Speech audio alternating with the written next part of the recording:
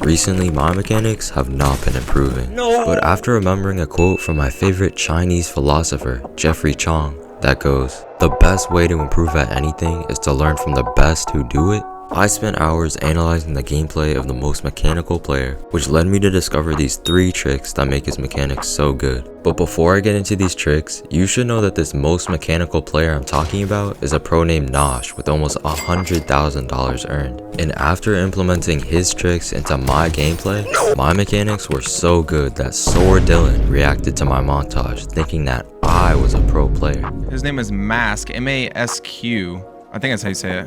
But anyways, the first trick I learned was edit distance. And all this means is that you should try to be as far away as possible from your builds and edit from maximum distance. Just watch how Nosh builds and edits a full tile in front of him. This is going to make you a lot more consistent with your mechanics, as it's much easier to edit something far back than to edit something close up.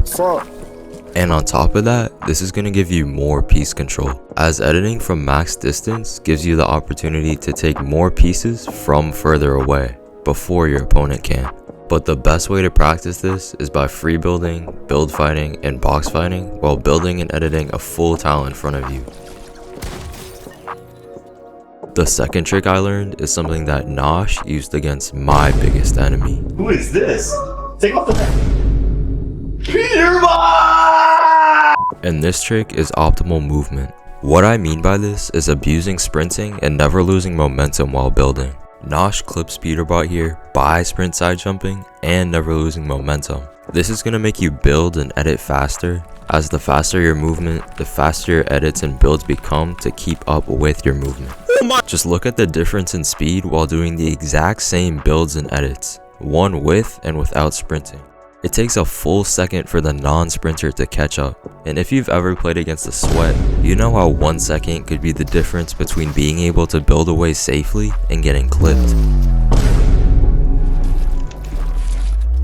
Oh my god, no! The best way to practice this is by sprint side jumping while free building and build fighting. The final tricks I learned were his high ground retakes. All 3 of these start off building away, but quickly turn around to surprise your opponent and get height. To start off, we have something very simple. All it is a tunnel and ramp flip while turning around with full momentum.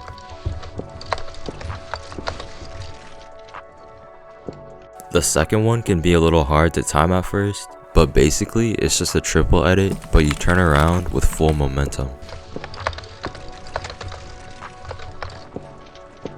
And lastly, the third retake is the most difficult. You triple edit, build a ramp and cone, edit the cone, tunnel, then piece the cone.